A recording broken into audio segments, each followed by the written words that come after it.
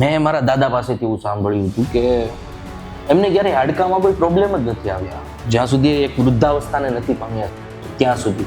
એમનું કહેવું એમ હતું કે અમે જ્યારે યુવાનીના જોશમાં હતા ત્યારે કપાસની 2-3 ગાંસડીઓ એક સાથે લઈ જતા, એટલા એમના હાડકાના બોન મજબૂત હતા. તો હવેની પેઢીની અંદર એવું તો શું થઈ રહ્યું છે કે જેનાથી વારંવાર ટ્રાન્સપ્લાન્ટ આવે છે, સર્જરી આવે છે, હાડકા વીક થતા જાય છે? નાની ઉંમરે લોકોને દુખાવો થતા હોય એની પાછળનું 2 કારણ હોઈ શકે. એક તો આજકાલ લાઈફસ્ટાઈલ લોકોની છે ને થોડીક દોડધામવાળી થઈ ગયેલી છે, એટલે ટ્રોમાના કેસ બહુ જ વધ્યા છે. મારી પાસે આંખ છે એટલે હું ફીલ કરું છું કે આનું મહત્વ શું છે.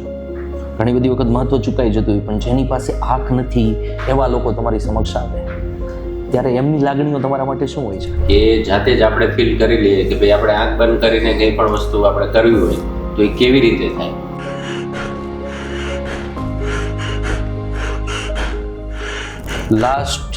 છેલ્લા 4 વર્ષથી હાર્ટ એટેકના બનાવો વધી રહ્યા છે, લોકોના બ્લડ પ્રેશર હાઈ થઈ રહ્યા છે. ફેમિલીની અંદર જ એક દીકરીને 8 વર્ષે ડાયાબિટીસ આવે છે. અને આપણી અત્યારની જનરેશનની લાઈફસ્ટાઈલ કેવી છે? સેડેન્ટરી લાઈફસ્ટાઈલ છે. આપણે બેસી રહેવાનું આખો દિવસ, કોઈ જીમ એક્સરસાઇઝ કરવાની નહીં. તો આ બધા જ કારણ છે. આગળની જે ગંભીર બીમારીઓ છે, હાર્ટ એટેક, લકવાઓ, પેરાલિસિસ થવું, મગજની નસ ફાટી જવી, આ બધાનું પાછળનું મેઇન કારણ તો આ જ છે. દાંત હોય તો દાંતના માધ્યમથી કેટલા કેન્સર થઈ શકે? એવા કેસમાં કન્ટિન્યુ તમને જો ડફન તમારો આવેલો હોય અને કન્ટિન્યુ ચીપથી આવતી હોય તો એવું બની શકે કે લાંબા ટાઈમે. એક મા તરીકે તમારા બાળકોના દાંતનું ધ્યાન કઈ રીતે રાખો છો? પેરેન્ટ્સ તો એવું કહેતા હોય છે કે હું એને બ્રશ કરવાનું કહું છું પણ એ નથી કરતો બ્રશ. તો તમે બાળક સાથે બાળક જેવા થઈને એને શીખવાડો. તમે એની સાથે બ્રશિંગ કરો, તમે એની સાથે એનું કોઈ ફેવરિટ એવું સોંગ હોય તો એ સોંગ પ્લે કરીને એ રીતે એને બ્રશિંગની હેબિટ પાડો. શરૂઆતમાં બાળક ડાયરેક્ટ બ્રશ નથી કરવાનું.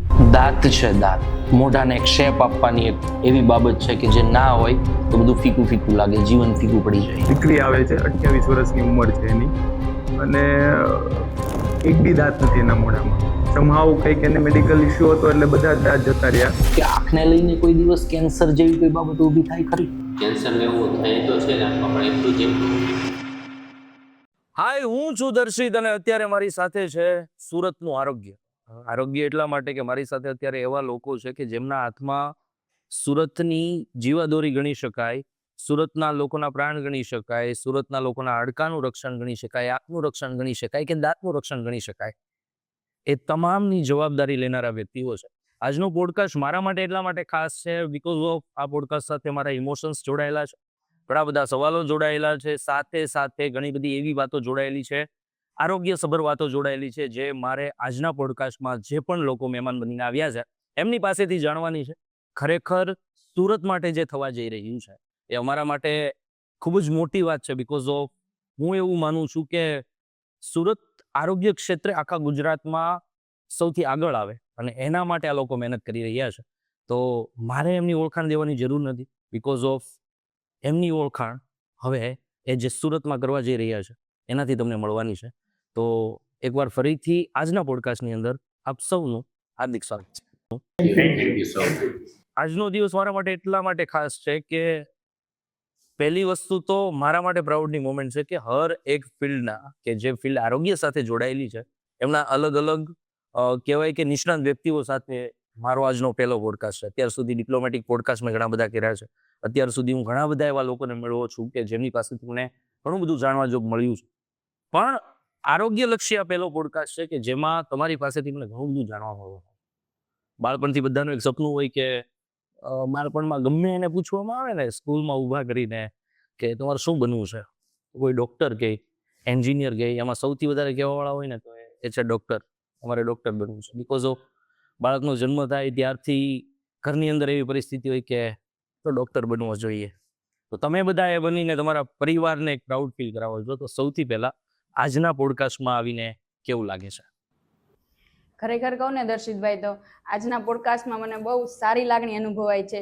મને મારી જાતને લોકો સામે રિપ્રેઝન્ટ કરવાની એક તક મળી છે. આમ તો મારો પહેલો પોડકાસ્ટ છે, પણ આનંદ એટલે અનુભવાય છે કે આજના દિવસમાં હું પોડકાસ્ટના માધ્યમથી હું મારી ફિલ્ડમાં શું કરી રહ્યો છું એ સુરતના લોકોને બતાવવા જવાનું. મારો પ્રથમ પોડકાસ્ટ છે. આ પોડકાસ્ટને લઈને હું ઘણો આનંદિત છું અને મારું જે નોલેજ છે એ નોલેજ હું દરેક દર્શક મિત્રોને જણાવવા માંગુ છું. આજના પોડકાસ્ટથી હું જે કાંઈ ઇન્ફોર્મેશન શેર કરીશ એ લોકો સુધી પહોંચે એ બાબતથી મને ખુશીનો અનુભવ છે. આ મારો ફર્સ્ટ પોડકાસ્ટ છે. આ માધ્યમથી હું જે સેવા કરી રહ્યો છું, જે પેશન્ટ સુધી પહોંચાડવા માટે મારી બેસ્ટ ટ્રાય કરીશ. ખરેખર કહું ને તો મેં ઘણા પોડકાસ્ટ જોયા છે. ત્યારથી મને ઈચ્છા હતી કે ક્યારેક મારો પણ એક પોડકાસ્ટ થાય. એટલે આજે એ થવા જઈ રહ્યો છે. હું પૂરેપૂરી ટ્રાય કરીશ કે હું મારી જાતને અને મારા કામને લોકો સુધી પહોંચાડીશ. બેઝિકલી આજના પોડકાસ્ટની અંદર માત્ર આરોગ્યસભર વાત જ નથી લઈ જવી, બટ એક ડૉક્ટર તરીકે તમારી લોકો માટેની લાગણીઓ શું હોય છે, તમારા પેશન્ટ માટેની તમારી જવાબદારીઓ શું હોય છે, તમે તમારા પેશન્ટ જ્યારે તમારા હોસ્પિટલની અંદર આવે ત્યારે તમે શું ફીલ કરો છો, બધી બાબતો ઉપર આજે આપણે ચર્ચા કરવી છે. મેન છે ને તમારી પેશન્ટ માટેની લાગણીઓ છે ને એ આ પોડકાસ્ટના માધ્યમથી આપણે લોકો સમક્ષ લઈને જોવાની છે.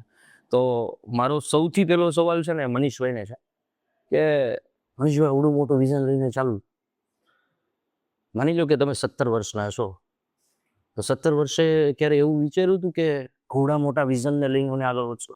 ના, આવું તો આપણે વિચાર્યું ન હોય. કેમ કે 17 વર્ષની ઉંમરે એટલી મેચ્યોરિટી આપણામાં ના હોય કે આપણે એટલું વિઝન હોય કે આ લેવલ સુધી આપણે પહોંચી શકશું.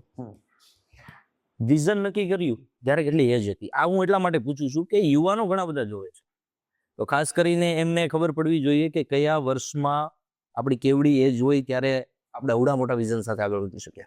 એકચ્યુઅલી અમે લોકો જ્યારે પ્રાઇવેટ પ્રેક્ટિસમાં આવ્યા ત્યારે ઓન એન એવરેજ 25-26 વર્ષની અમારી એજ હતી. પણ ફર્સ્ટ ઓફ ઓલ અમે જ્યારે પ્રેક્ટિસ ચાલુ કરી ત્યારથી જ અમને એવું હતું કે બહુ સારું હોસ્પિટલ સેટઅપ બનાવવું છે અને આજે અમારું સપનું પૂરું થઈ જઈ રહ્યું છે. તમારા મતે હોસ્પિટલ સારી હોવી એ મહત્વનું છે કે સારવાર સારી હોવી એ મહત્વનું છે? હોસ્પિટલ સારી હોવી એ તો 100% મહત્વનું છે, પણ સાથે સારવાર પણ બહુ જ અગત્યની ભૂમિકા ભજવે છે. હું આ એટલા માટે કહી રહ્યો છું કે અમે મનીષભાઈનું જે ક્લિનિક છે, હોસ્પિટલ છે, જોઈ છે, તો બહુ સાદગીપૂર્વક પેશન્ટો એમની સાથે હળી મળીને એમના પગ ભારે ના થાય એ રીતે એમની સુધી પહોંચી શકે એ રીતે તમારી સાદગીવાળી વ્યવસ્થા છે. તો હવે ત્યાંથી એક મોટા વિઝન તરફ જાઓ છો તો આમ અંદરથી કેવી લાગણીઓ અનુભવાય છે? આટલા વર્ષના અનુભવમાં અમને એક જ પ્રોબ્લેમ અમે લોકોએ ફેસ કર્યો છે. અમે ટ્રીટમેન્ટ તો લોકોને સારી આપતા જ હતા, પણ એક જે પેશન્ટોને ફેસિલિટી મળવી જોઈએ એ ત્યાં અમારા જૂના સેટઅપમાં પોસિબલ નહીં હતી. એ અત્યારે હવે અમે નવું સેટઅપ એ ટાઈપનું બનાવીએ છીએ કે જ્યાં પેશન્ટોને જે કાંઈ ફેસિલિટીની જરૂરિયાત હોય એ અમે સંપૂર્ણ રીતે પૂરી કરશું. ઓકે જીતુભાઈ, મારે તમને પૂછવું છે કે એક નવા વિઝનને લઈને તો આગળ વધી રહ્યા છો. એ વિઝનને અત્યારે હું રિવીલ નથી કરતો, બટ મારે તમને એ પૂછવું છે કે એ વિઝનની અંદર જેવી રીતે મનીષભાઈ વાત કરી કે ફેસિલિટીની ઉણપ હતી, તો આ નવા વિઝનની અંદર પેશન્ટ્સ કે જેમના માટે તમારી ઘણી બધી જવાબદારીઓ છે એમને કેવી કેવી ફેસિલિટીઝ મળવાની છે? હોસ્પિટલમાં અમે અલગ અલગ ડિપાર્ટમેન્ટ્સ આવી રહ્યા છીએ. એ ડિપાર્ટમેન્ટ વાઇઝ અમે જે ફેસિલિટી આપી રહ્યા છીએ તેમાં ઓર્થોપેડિક ડિપાર્ટમેન્ટ છે કે જેમાં જે હાઈ એન્ડ ઇન્સ્ટ્રુમેન્ટ ટેકઆઉટ હોય કે રોબોટિકથી જે સર્જરી થતી હોય છે, તો એ સર્જરીના જે ઇન્સ્ટ્રુમેન્ટ આવતા હોય છે એ અમે પ્રોવાઈડ કરશું. પ્લસ અમારી ફિલ્ડ જે છે ડેન્ટલની ફિલ્ડ, તો ડેન્ટલની ફિલ્ડમાં ડેન્ટલ માઇક્રોસ્કોપથી લઈ અને મિલિંગ મશીન કે જેમાં અમે એક જ દિવસમાં પેશન્ટને દાંતના કવર આપી શકીએ. માઇક્રોસ્કોપ યુઝ કરીને દાંતની સારવાર કરવી કે જેનાથી એકદમ ઝીણવટપૂરી સારવાર થઈ શકે. સાથે સાથે જે ઓફિશિયલ ડિપાર્ટમેન્ટ છે, આસમા ડિપાર્ટમેન્ટ છે, એમાં બી જે કંઈ લેટેસ્ટ ઇન્સ્ટ્રુમેન્ટ આવતા હોય એ બધી ફેસિલિટી અમે નવી હોસ્પિટલમાં પ્રોવાઈડ કરી રહ્યા છીએ. સાથે સાથે જ્યારે પેશન્ટ હોસ્પિટલાઇઝ થતું હોય ત્યારે જે રૂમમાં જે કંઈ સર્વિસીસ આવતી હોય છે અથવા તો જે ફેસિલિટી આવતી હોય છે એ બી અમે એક સારા લેવલે કરી રહ્યા છીએ. જલ્પાબેન, મારા ખ્યાલથી મહિલાઓ માટે ખાસ કરીને બહુ મોટી વાત હોય છે જ્યારે એ વિઝનને તમે નીચેથી જોવો છો નિર્માણ થતું, કેવી ફિલિંગ હોય છે, કેવું ફીલ થાય છે? આમ કહીએ તો એક બાળપણથી મારા માઇન્ડમાં એ હતું કે મારે ડૉક્ટર બનવાનું છે. એટલે એક જ્યારે કોલેજમાં એડમિશન લીધું ત્યારથી જ એક સપનું હતું કે મારી એક મોટી હોસ્પિટલ હશે અને એને આજે સાકાર થતા જોઉં છું એટલે આમ એક અલગ લેવલનો કોન્ફિડન્સ છે અને અલગ જ ફિલિંગ છે કે જેને હું શબ્દોમાં વર્ણવી નથી શકતી. ખાસ કરીને મહિલાઓમાં એ વસ્તુ વધારે હોય છે, બાબતો વધારે હોય છે કે આપણે જ્યારે કોઈ અચીવમેન્ટ મેળવીએ ને તો આપણા ફ્રેન્ડ્સ છે, આપણા આજુબાજુના લોકો છે, એને આપણે ઘણી બધી વાતો કરતા હોઈએ છીએ કે યાર અમે આ કરી રહ્યા છીએ, અવડા મોટા વિઝન સાથે આગળ વધી રહ્યા છે. તમે તમારા કોલેજ ફ્રેન્ડ્સથી લઈ અત્યાર સુધીના તમારા જીવનના લોકોને જ્યારે આ વિઝનની વાત કરો છો ત્યારે કઈ રીતે વાત કરો છો અને શું કહો છો? વાત કરતી વખતે જોઈએ ને તો આપણા ચહેરા પર એટલી સ્માઇલ હોય છે ને અને એટલો કોન્ફિડન્સ હોય છે કે સામેવાળાને બી એમ થાય છે કે ના, આ લોકો કંઈક કરી રહ્યા છે, સમથિંગ બિગ ઇઝ કમિંગ.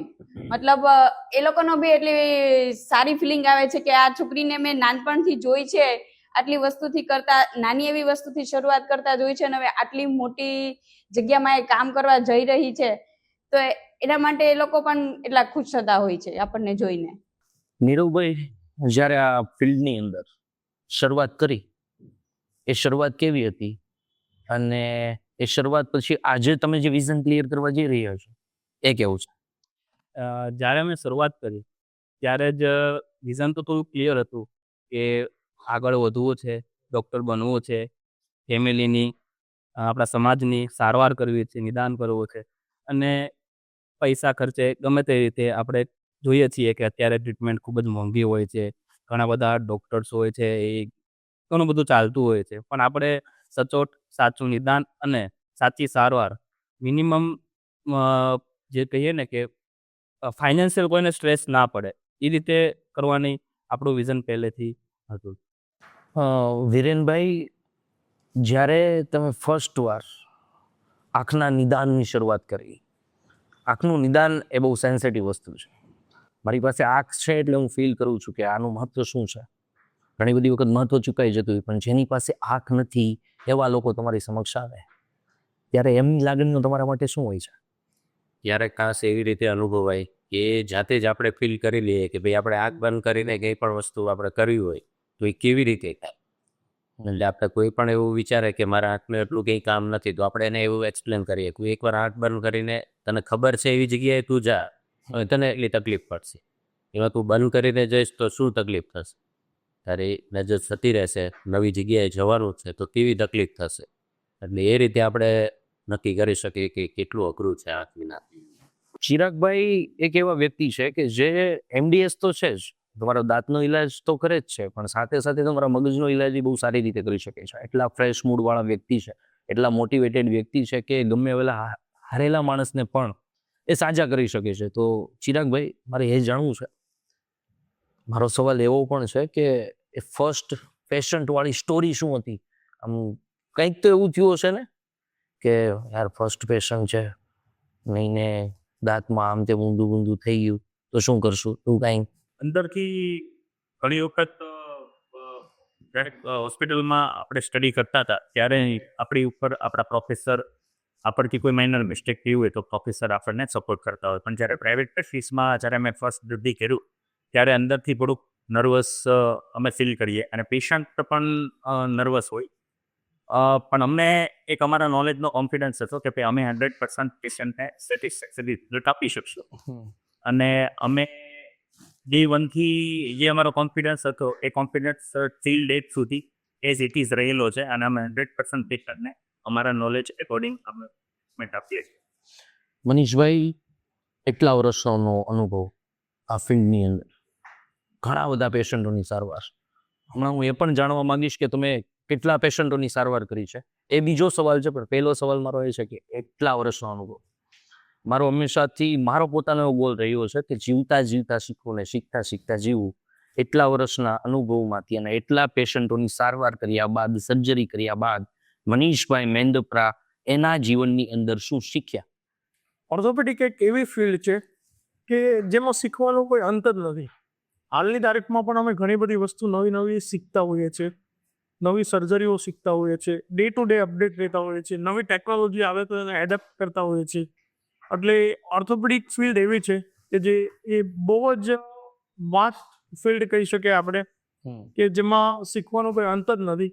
હું તમને કહું, મારો ચિરાગભાઈને અને જીતુભાઈને ખબર છે, મારો ગોધરા મોટિવેશનલ પ્રોગ્રામ હતો, મારી લાઈફનો ફર્સ્ટ મોટિવેશનલ પ્રોગ્રામ, અને એ બહુ નાની ઉંમરમાં 23 વર્ષની ઉંમરે ગોધરા નર્સિંગ કોલેજની અંદર મારા વિદ્યાર્થીઓને શીખવાડવા જવાનું કે હવે અહીંયાથી આગળ લાઈફ કેમ જીવે, જ્યાં હું પોતે શીખતો. તો પ્રોગ્રામથી હું સેટિસ્ફાઈડ નહોતો. પ્રોગ્રામ બહુ સારો ગયો, મારી ટીમે મને એમ કીધું કે બહુ સારું હતું, બટ હું મારી જાતથી સેટિસ્ફાઈડ નહોતો, એટલે મારું મૂડ નહોતું. એવામાં મેં શૈલેષભાઈને ફોન કર્યો, સતપરિયાને. એણે મને એમ કીધું, મેં એમને એમ કીધું કે સાહેબ હું સેટિસ્ફાઈડ નથી. કે સેટિસ્ફાઈડ નથી ને એટલે જ આપણે આગળ કરવાનું છે. તું જેથી સેટિસ્ફાઈડ થઈ ગયો ને તેથી આ વસ્તુમાં આપણે નિવૃત્તિ લઈ લેવાની છે. શીખવું એ સૌથી મોટો ગોલ છે. હર એક પેશન્ટમાંથી શીખવું એ વાસ્તવિકતા છે ને એ શીખવું પડે. એનાથી નેગેટિવ અસર ન જાય, બટ તમે સતત ને સતત શીખતા જાઓ છો પેશન્ટને સારું આપવા માટે, એ સાબિત થાય છે. મારે તમારા બધા પાસેથી જાણવું છે કે કેટલા વર્ષનો એક્સપિરિયન્સ રહ્યો અને અત્યાર સુધીમાં કુલ કેટલા પેશન્ટોની સારવાર કરી, અત્યાર સુધી તમે કેટલા પેશન્ટોની લાગણીઓ સાથે જોડાણા. મારે જલ્પાબેનથી શરૂઆત કરવી છે કે બેન કેટલા વર્ષો લાગ્યા પ્રેક્ટિસના, અને ખાસ કરીને અત્યાર સુધીમાં કેટલા લોકોનું તમે નિદાન કર્યું? મારી ડેન્ટિસ્ટ્રી પૂરું થયું એને 12 વર્ષ થયા. મારું 2014માં કમ્પ્લીટ થયું. ત્યારથી માંડીને અત્યાર સુધી હું જોઉં તો સ્પેશિયલી હું નાના બાળકોની ટ્રીટમેન્ટ વધારે કરું છું. જનરલ ડેન્ટિસ્ટ્રી પણ કરું જ છું, પણ હું નાના બાળકો પર વધારે ફોકસ કરું છું. અને નાના બાળકો મેં અત્યાર સુધીમાં ગણીએ તો મેં 2500 થી 3000 જેટલા બાળકોની ટ્રીટમેન્ટ મેં કરી હશે. ઓકે, જીતુભાઈ? મારે પ્રેક્ટિસને આમ તો 13 વર્ષ જેવું થયું, અને આ 13 વર્ષમાં ડેન્ટલની જે કાંઈ ટ્રીટમેન્ટ આવતી હોય તો ઓલમોસ્ટ બધા થઈને 15-20 હજાર પેશન્ટને ટ્રીટમેન્ટ મેં કરેલી છે આ 13 વર્ષના અનુભવમાં. ચિરાગભાઈ? મેં મારી 8 વર્ષથી હું પ્રેક્ટિસ કરું છું, અને મેં અત્યાર સુધીમાં 10,000થી પણ વધારે સક્સેસફુલ દાંતના ટસી મહેશભાઈ? દર્શિતભાઈ, આમ તો હું પ્રાઇવેટ પ્રેક્ટિસમાં છેલ્લા 10 વર્ષથી છું અને થાઉઝન્ડ્સ ઓફ સર્જરીઓ થઈ છે. ગ્રેજ્યુએશન પછી મેં અંદાજે 20,000થી વધારે ઓપરેશન કર્યા છે, અને પેશન્ટની તપાસ તો આગળ સંખ્યામાં કરી હશે. નીરવભાઈ? સાહેબ આમ તો હું 5 વર્ષથી આ ફિલ્ડમાં છું, ફિઝિશિયનની ફિલ્ડમાં, અને આ દરમિયાન ઘણા થાઉઝન્ડ પેશન્ટ્સને મેં ડાયાબિટીસ, બીપી અને ઘણા બધા જટિલ રોગોની યોગ્ય નિદાન અને સારવાર. મનીષભાઈ, મેં મારા દાદા પાસેથી એવું સાંભળ્યું હતું કે એમને ક્યારે હાડકામાં કોઈ પ્રોબ્લેમ જ નથી આવ્યા જ્યાં સુધી એ વૃદ્ધાવસ્થાને નથી પામ્યા સાસો ત્યાં સુધી. એમનું કહેવું એમ હતું કે અમે જ્યારે યુવાનીના જોશમાં હતા ત્યારે કપાસની 2-3 ગાંસડીઓ એક સાથે લઈ જતા, એટલા એમના હાડકાના બોન મજબૂત હતા. તો હવેની પેઢીની અંદર એવું તો શું થઈ રહ્યું છે કે જેનાથી વારંવાર ટ્રાન્સપ્લાન્ટ આવે છે, સર્જરી આવે છે, હાડકા વીક થતા જાય છે, એવું બધું થાય છે? તો આમાં આજકાલ નાની ઉંમરે લોકોને દુખાવો થતા હોય એની પાછળનું 2 કારણ હોઈ શકે. એક તો આજકાલ લાઈફસ્ટાઈલ લોકોની છે ને થોડીક દોડધામવાળી થઈ ગયેલી છે, એટલે ટ્રોમાના કેસ બહુ જ વધ્યા છે. ટ્રોમાના કારણે ઘણીવાર અંદર સાંધાઓમાં ડેમેજ થતું હોય, એના કારણે દુખાવો થતો હોય.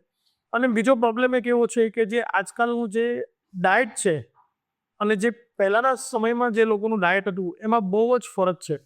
એના કારણે બહુ નાની ઉંમરે લોકોને ઓસ્ટિયોપોરોસિસના પ્રોબ્લેમ દેખાતા હોય, અને એના કારણે પણ ઓસ્ટિયોપોરોસિસના કારણે દુખાવો થતા હોય પેશન્ટોને. આ શબ્દ મારા માટે બહુ અઘરો છે, બટ એનો મતલબ શું થાય ને એમાં જાણો. ઓસ્ટિયોપોરોસિસ એટલે કે હાડકાં નબળા હોવા, કેલ્શિયમની ઉણપ હોવી, જે આજકાલ લોકોનું જે જંક ફૂડ ખાવાનું એટલું વધી ગયું છે, પ્રોપર ડાયટ નથી લેવાતી, એના કારણે એમના હાડકામાં જે કેલ્શિયમની જરૂરિયાત હોય એટલી છે જ નહીં, એટલે હાડકાં એકદમ નબળા છે અને એનો દુખાવો ન થતો હોય.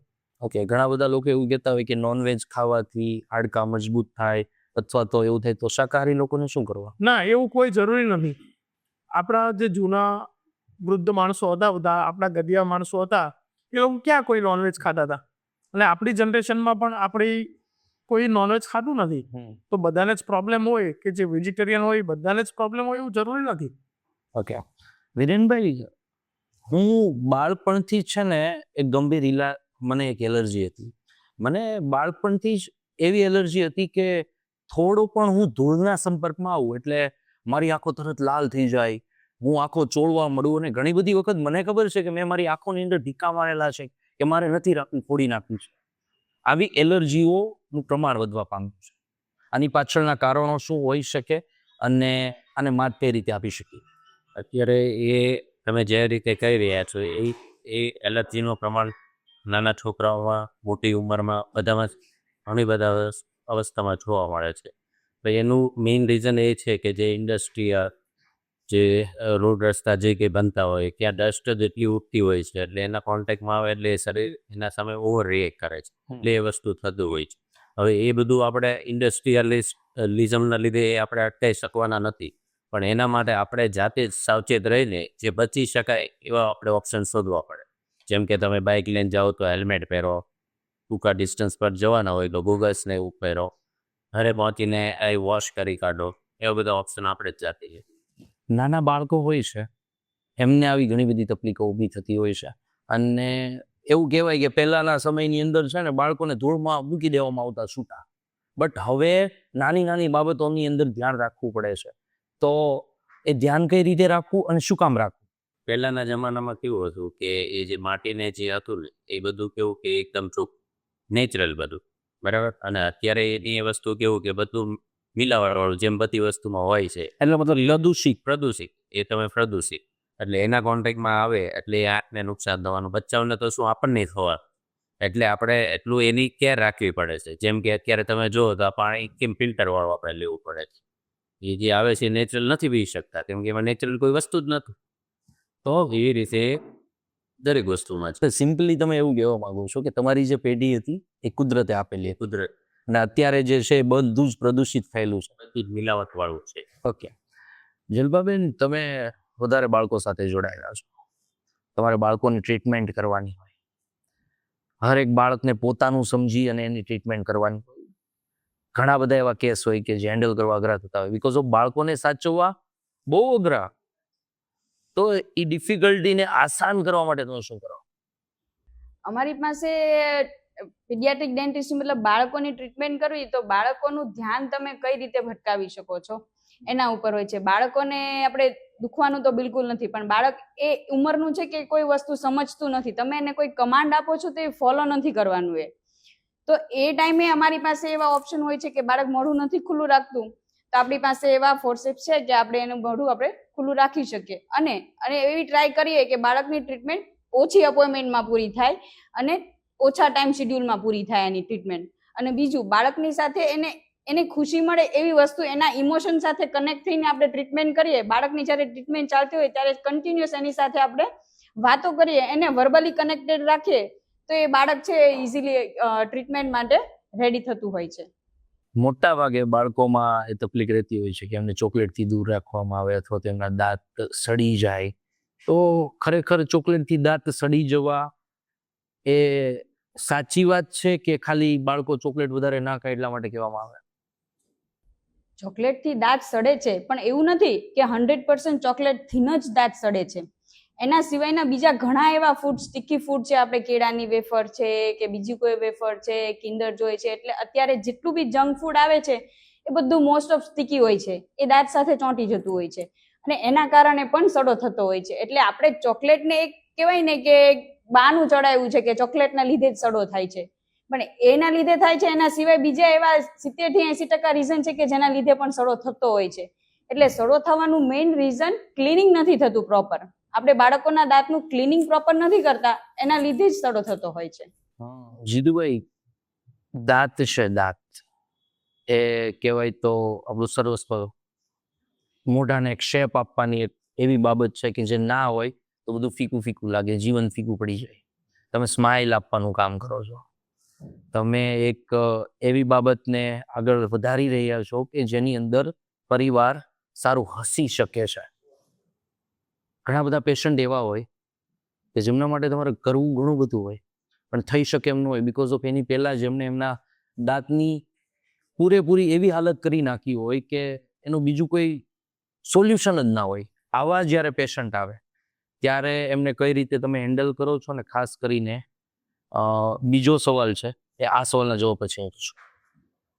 સ્માઇલ, દર્શિતભાઈ તમે કીધું એમ કે કોઈ પણ વ્યક્તિના ફેસ પર સૌથી ઇમ્પોર્ટન્ટ પાર્ટ સ્માઇલનો હોય છે. હું તમને એક એક્ઝામ્પલ આપીને સમજાવું, જે મારું લાઈવ એક્ઝામ્પલ છે કે એક દીકરી આવે છે, 28 વર્ષની ઉંમર છે એની, અને એક બી દાંત નથી એના મોઢામાં. સમહાવ કંઈક એને મેડિકલ ઇસ્યુ હતો એટલે બધા જ દાંત જતા રહ્યા. એમના ભાઈ એને લઈને આવે છે મારી પાસે એને, અને દાંતના લીધે એને સોશિયલ પ્રોબ્લેમ હતો. બીજું જે કાંઈ આપણું એની એજ થઈ ગઈ હતી તો એની એન્ગેજમેન્ટ ને એ જે કાંઈ કરવાનો એ બધો જ પ્રોબ્લેમ હતો. તો એને આપણે પરફેક્ટ ઇમ્પ્લાન્ટ સર્જરી ને એવું બધું કરીને પરફેક્ટ દાંત આપ્યા. તો આજે એ છોકરીના મેરેજ થઈ ગયા છે, એને 2 નાના છોકરા છે અને ખૂબ જ હેપી છે. એ ફોલોઅપમાં બી આવતા હોય છે. આ ટ્રીટમેન્ટને આઈ થિંક 5-6 વર્ષ જેવું થઈ ગયું, પણ તો આટલી મોટી ઇમ્પેક્ટ હોય છે દાંતની. એટલે દાંત કોઈના બી મોઢામાં ન હોય તો બહુ ખાસી એવી તકલીફ પડતી હોય. આજના સમયની અંદર ઓછામાં ઓછા 40% લોકો એવા છે કે દાંત માત્રથી એમનું આખું કોન્ફિડન્સ વિખાઈ જાય છે. ઘણી બધી વખત વ્યસનને કારણે એવું થતું હોય. ગુટકાના એવા બધા ઘણા બધા કેસો છે, પાન માવાના ઘણા બધા એવા કેસો છે કે જેની અંદર દાંત સાવ ખરાબ થઈ જતા હોય, અને તમને પોતાના દાંત જોવાનો ગમતા આવી પરિસ્થિતિ હોય, તો આવા લોકો પોતાના દાંતનો ઈલાજ કઈ રીતે કરાવી શકે કે અથવા તો એને આ બાબતને કઈ રીતે સુધારી શકે? પહેલા તો છે ને દર્શિતભાઈ, હેબિટ જે ટોબેકો ચિવિંગની કે એ કાંઈ જે હેબિટ હોય છે એ હેબિટ તો તમારે પહેલાં ક્વિટ કરવી જ પડે. પ્લસ હેબિટ પછી જે કાંઈ તમને પ્રોબ્લેમ આવ્યો છે એના ઘણા બધા સોલ્યુશન હોય છે. એ સોલ્યુશનમાં સમજો કે આગળના દાંત તમારા યલો થઈ ગયા છે અથવા તો એમાં કાળા દેખાય છે, તો વિનિયર્સ કરીને પ્રોસિજર આવે કે જેમાં આપણે દાંતની ઉપર એક સિરામિકનો લેયર લગાવી દઈએ તો એ એકદમ નેચરલ સ્માઇલ થઈ જતી હોય છે. પ્લસ અમુકના માવા મસાલા ખાઈને જો દાઢને એ બધું ખરાબ થઈ ગયું હોય, વધારે ઘસાઈ ગયું હોય, તો એમાં આપણે ફૂલ માઉથ રિહેબિલિટેશન એટલે કે આખા મોઢાના બધા જ દાંતના આપણે ક્રાઉન કરતા હોય, કવર કરતા હોય કે જેનાથી તમારા પહેલા જેવા નેચરલ દાંત હોય એવા જ નેચરલ દાંત થઈ જાય. નીરવભાઈ, મારે હવે તમને એક વસ્તુ પૂછવી છે કે છેલ્લા 4 વર્ષથી હાર્ટ એટેકના બનાવો વધી રહ્યા છે, લોકોના બ્લડ પ્રેશર હાઈ થઈ રહ્યા છે. પહેલાં એવું હતું કે અમે વડીલો પાસેથી એવું સાંભળતા કે અમને બીપી આવ્યું છે, બ્લડ પ્રેશર અમારું હાઈ છે અથવા તો લો છે. હવે નાના અમારી જેવા યુવાનોમાં એ વસ્તુ આવે છે કે બીપી વધી જવું, એના કારણે શરીરની આખી સ્થિરતા એ બગડી જવી. મારાથી નાના મારી પાસે એક એવો કેસ છે કે મારા ફેમિલીની અંદર જ એક દીકરીને 8 વર્ષે ડાયાબિટીસ આવી છે. તો આ પ્રશ્નો સતત ને સતત વધી રહ્યા છે, શું કામ? આની પાછળ મુખ્યત્વે 3 કારણ આમ કહી શકાય કે જવાબદાર છે. પહેલું તો સ્ટ્રેસ. પહેલાના જમાનામાં જે આપણા દાદા પરદાદાઓ છે એ લોકોની લાઈફમાં તમે ગમે તેટલું કંઈ બી વસ્તુ થાય તો એ લોકોનું સ્ટ્રેસ લેવલ એટલું વધારે ના જાય. બીજી વસ્તુ કે લાઈફસ્ટાઈલ. આપણા દાદા પરદાદાઓ છે એ લોકો ખેતીવાડીમાંથી કામ કરતા હોય, મજૂરી કામ કરતા હોય, એટલે એમને એક્સરસાઇઝ એકચ્યુઅલી થાય. અને આપણી અત્યારની જનરેશનની લાઈફસ્ટાઈલ કેવી છે? સેડેન્ટરી લાઈફસ્ટાઈલ છે. આપણે બેસી રહેવાનું આખો દિવસ, કોઈ જીમ એક્સરસાઇઝ કરવાની નહીં, એના લીધે આપણી સેડેન્ટરી લાઈફસ્ટાઈલ થઈ જાય છે. અને ત્રીજું ડાયટ. પહેલાંના જમાનામાં કેવું કે રોટલો ખાય, શાક ખાય, શાકભાજી ખાય, તાજેતરની વાડીઓની શાકભાજી ખાય, અને અત્યારે આપણે પીઝા, બર્ગર, વેફર્સ આ બધી વસ્તુઓ જે જંક ફૂડ્સ કહેવાય, ફાસ્ટ ફૂડ કહેવાય, એનું લેવલ અત્યારે એટલું જ વધતું જાય છે. તમે જોઈ શકો છો કે બહાર એક પછી એક લાઈન છે જંક ફૂડ અને ફાસ્ટ ફૂડની.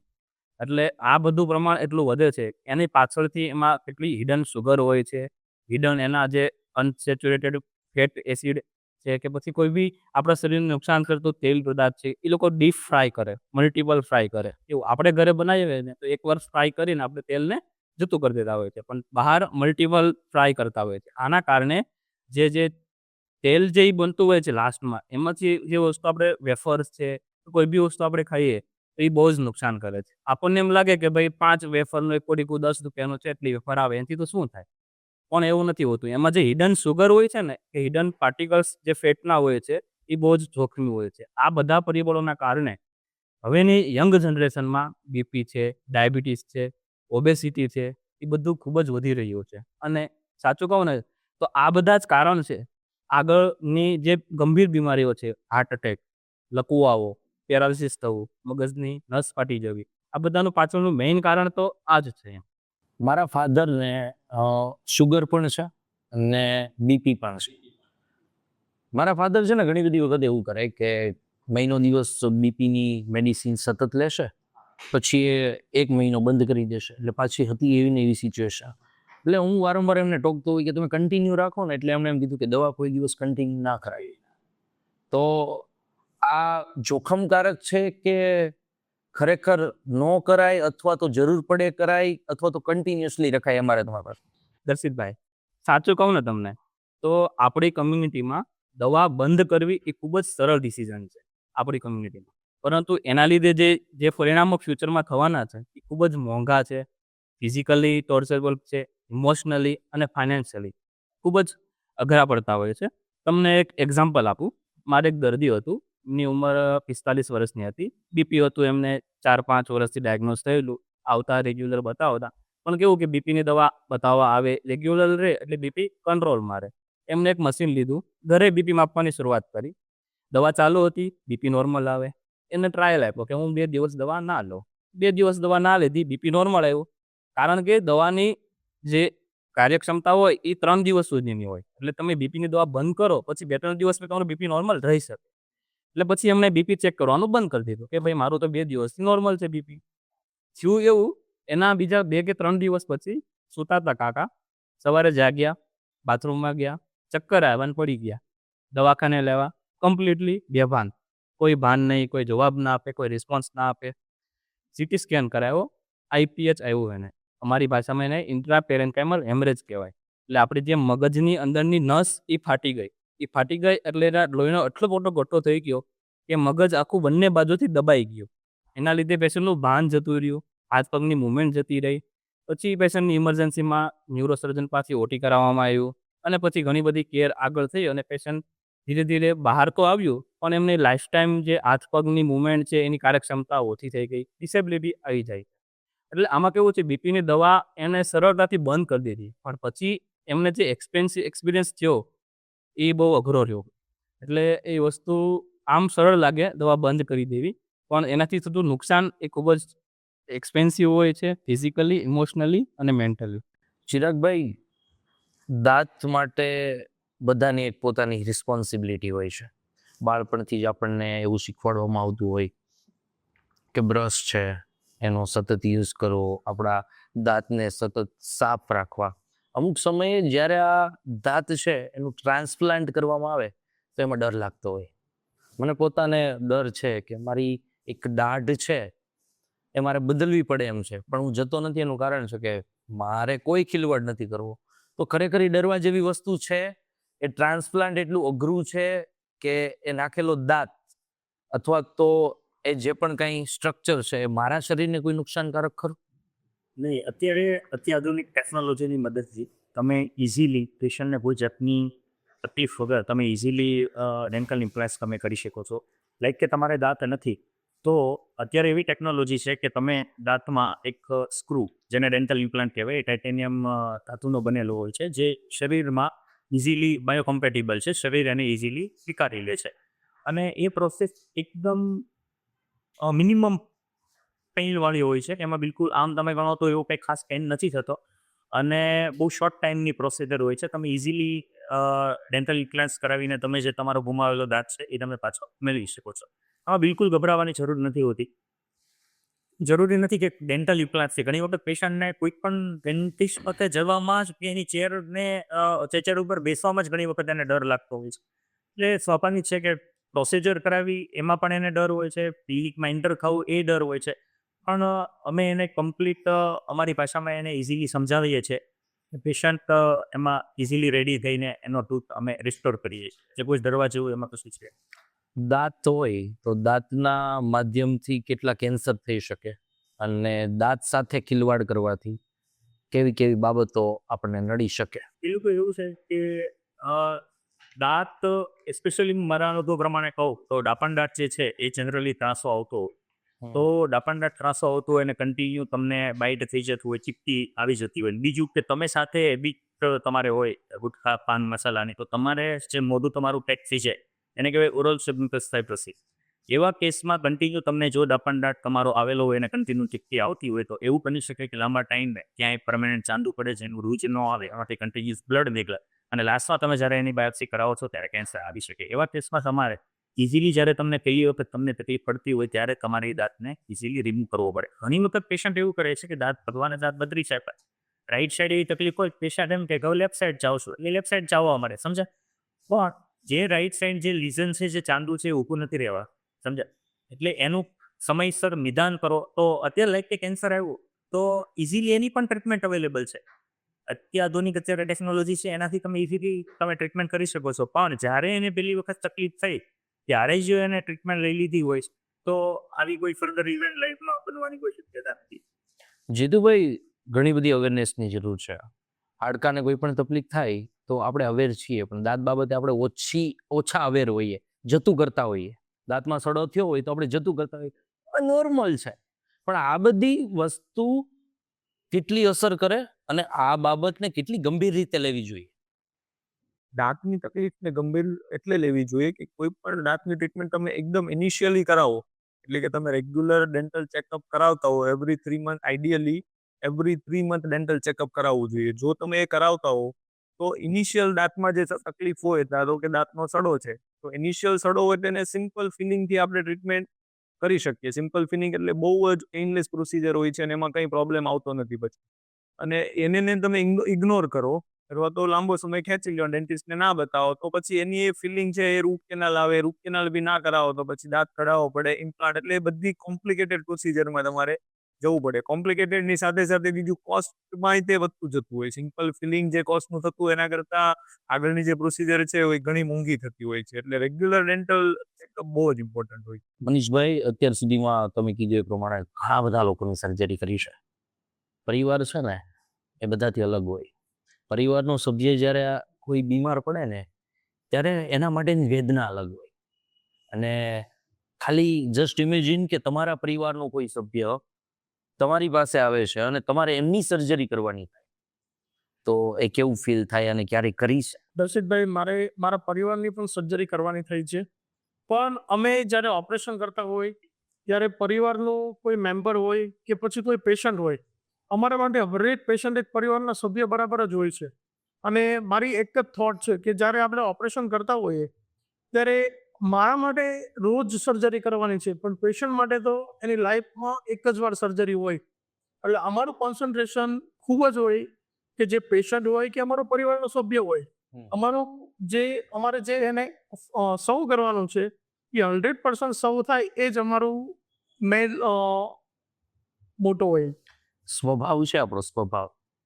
તમે બહુ શાંત સ્વભાવમાં છો, બટ હું બહુ એગ્રેસિવ સ્વભાવનો છું. તો આ પોડકાસ્ટ જ્યારે અમે આખો નક્કી કરતા હતા કે શું કરશું, ત્યારે મેં વિચાર્યું કે મે બી હું ડૉક્ટર હોત તો મારા એગ્રેસિવ સ્વભાવની મારા પેશન્ટ ઉપર શું અસર પડે. તો તમારા સ્વભાવની તમારા પેશન્ટના માટે જે તમારી જવાબદારી છે એમાં કંઈ અસરરૂપ થાય ખરા? 100% થાય દર્શિતભાઈ. એક ડૉક્ટર માટે એક સ્વભાવ પણ બહુ જ મહત્વની વસ્તુ છે. તમારો એ પેશન્ટ આપણી પાસે જ્યારે આવતું હોય ત્યારે એના મનમાં હજારો સવાલ હોય છે. એને આપણે શાંત સ્વભાવે એને આન્સર કરવા એ આપણી જવાબદારી છે. અને એ આપણને એટલા માટે સવાલ પૂછે છે કે એને નથી ખબર એટલા માટે સવાલ પૂછે છે. અને એનો આપણે ઈચ એન્ડ એવરી ક્વેશ્ચનનો આન્સર આપવો એ આપણી જવાબદારીમાં આવે છે. જ્યારે તમે કોઈ પેશન્ટ ઉપર એગ્રેસિવ કોઈ વાત કરી દો તો એ તમને 2 સવાલ પૂછવાના હોય તો પૂછશે પણ નથી અને એના મનના ડાઉટ તો અધૂરા જ રહી જશે. એટલે સ્વભાવ તો બહુ જ વધારે મેટર કરે આખી હોસ્પિટલ ફિલ્ડ માટે. વિરેનભાઈ, ઘણી બધી વખત એવું થતું હોય કે બાળકોની અંદર આંખમાં નંબર આવવા, નંબરમાં સતત વધારો થવો, જાડા કાચ, આ બધું જ બાળપણની અંદર છે ને બહુ કેવરાવે. લોકો આપણને ખીજવતા હોય અને આવી બધી પરિસ્થિતિઓમાંથી બહાર નીકળી અને આપણે સતત આગળ વધવાનું હોય તો માનસિક રીતે આપણે ટોર્ચર થતા હોય. મેં ઘણી બધી વખત એવું જોયેલું છે કે કદાચ કોઈ બાળક છે ઘરે ફરિયાદ કરે અને એવું કહે કે મમ્મી સ્કૂલની અંદર મને નથી દેખાતું, બોર્ડ ઉપર શું લખેલું છે મને નથી દેખાતું, તો સામે આપણે એવી ક્વેરી કાઢતા હોય કે એ તો તારે ભણવું નથી એટલે. પણ ખરેખર આ વસ્તુ ઉપર ખાસું ધ્યાન દેવા જેવું છે. તો જ્યારે કોઈ પણ બાળક આવી બાબતોને લઈને માતા પિતા પાસે આવે ત્યારે તાત્કાલિક ધોરણે કેવા પગલાં લેવા જોઈએ અને આ બાબતે કેટલું અવેર રહેવું જોઈએ? એમાં દર્શિકભાઈ એવું છે કે દરેક માતા પિતાને છે ને એના છોકરા વિશે એવી મૂંઝવણ હોય કે ભાઈ મારા છોકરાને જો નંબર આવી જશે તો એ ચશ્મા પહેરશે, કેવો લાગશે, બરાબર, લોકો શું કહેશે, અત્યારે દિવસથી નંબર આવી ગયા, બરાબર. પણ હકીકતમાં એવું હોય છે, નંબર હોય કે ના હોય, તમે એકવાર એટલીસ્ટ 3 વર્ષથી ઉપરના છોકરા સ્કૂલે જતા થાય એટલે ફરજિયાત એકવાર નંબર ચેક કરાવવા જ જોઈએ, બરાબર. આવે નંબર, એમાં કંઈ ગભરાવાની વસ્તુ નથી. ચશ્મા પહેરવાના, એનું વિઝન ક્લિયર થઈ જશે. ઇનકેસ જો નંબર હોય અને તમે અવગણો છો તો કેવું થશે કે મોટો થશે ત્યારે આપણને ખબર પડે અને નથી દેખાતું તો પછી એની આંખો જ નબળી રહી જાય. પછી તમને એમ થાય કે હવે હું કંઈ પણ કરી લઉં, આ ટ્રીટમેન્ટ કરાવો, આટલો ખર્ચો કરી લો, પણ એની નજર પાછી નથી આવતી. એટલે જ્યારે આપણને જરા પણ ડાઉટ જાય અથવા તો નાના હોય ત્યારે ફરજિયાત એકવાર આઈ ચેકઅપ કરાવી જ લેવું. આંખ છે ને એ પણ દાંતની જેમ ખૂબ જ સેન્સિટિવ બાબત છે. આંખની અંદર ઘણી બધી વખત રેડનેસ આવી જવી અથવા તો એવી પરિસ્થિતિઓ હોય કે જેમાં આપણને એમ લાગતું હોય કે 2-3 દિવસમાં સારું થઈ જશે, પણ આ પરિસ્થિતિ લાંબા સમય પછી બહુ ગંભીર બની જતી હોય છે. તો રેડનેસ છે અથવા તો એવી કઈ બાબતો છે કે જે આંખને લઈને આપણે ધ્યાનમાં રાખવી જોઈએ. હા, એ સેમ જે આપણે નંબરની વાત કરીએ એ રીતે સેમ આમાં એ જ વસ્તુ આવે છે કે શરૂઆતના સ્ટેજમાં આંખ લાલ થઈ તો તમે અવગણો છો, પછી આગળ જતાં એનું શું રૂપ આવશે એ આપણને આઈડિયા નથી. એ દરેક કન્ડિશનમાં અલગ અલગ હોય છે. સપોઝ તમને કચરું પડેલું છે, તમે રવા દીધું છે, લાલ થઈ છે, તો એ કોર્નિયલ અલ્સર ઇન્ફેક્શન જે કહેવાય આપણી ભાષામાં. તો પછી એનાથી આંખ પણ ખરાબ થઈ શકે અને તમારી દ્રષ્ટિ પણ પાછી ના આવે, એવું પણ થઈ શકે. બરાબર. ઘણીવાર તમને એવું ઝામર ને એવું કંઈ હોય કે તમારે એ આંખ લાલ ને એવું થાય, એને પણ તમે અવગણો છો તો પણ તમારી નજર જતી રહેશે. પછી એની પણ એવી કોઈ ટ્રીટમેન્ટ અવેલેબલ નથી જે એકવાર નજર જાય તો. એટલે એનાથી તમારે સંપૂર્ણ દ્રષ્ટિ ગુમાવવી જ પડે છે. એટલે કોઈ પણ નાનામાં નાની વસ્તુ હોય આંખની તો એ તમારે બતાવવું જ જોઈએ. થેન્ક્સ. નોર્મલી મારા નોલેજ માટે મને એક સવાલ આવ્યો છે એટલે હું તમને પૂછું છું કે આંખને લઈને કોઈ દિવસ કેન્સર જેવી કોઈ બાબત ઊભી થઈ ખરી? કેન્સર ને એવું થાય તો છે જ આંખમાં, પણ એટલું જેટલું પ્રિવેલન્ટ નથી જેટલું બાકી શરીરના પાર્ટ્સમાં હોય છે. અ, અત્યાર સુધીમાં થયેલી એવી સર્જરી કે જે તમને હજી સુધી યાદ હોય એવું કંઈ? એમાં તો કેવું હોય, સૌથી પહેલાં તમે જે હમણાં વાત કરી કે આપણા પરિવારની જે તમે સર્જરી કરી હોય એ જ મોસ્ટ રિમેમ્બરેબલ હોય છે. તો એવો એક કોઈ કિસ્સો જે મારે સાંભળવો છે. એમાં કેવું હોય કે કોઈ પણ દર્દી હોય એને એપ્રિહેન્શન હોય, ડર હોય કે ભાઈ ઓપરેશનમાં શું થશે. આપણે લોકોનું સાંભળેલું હોય કે ભાઈ મને બહુ ડર લાગે બંધ રૂમમાં. સૌથી પહેલાં તો મારા મમ્મીની જ વાત કરું.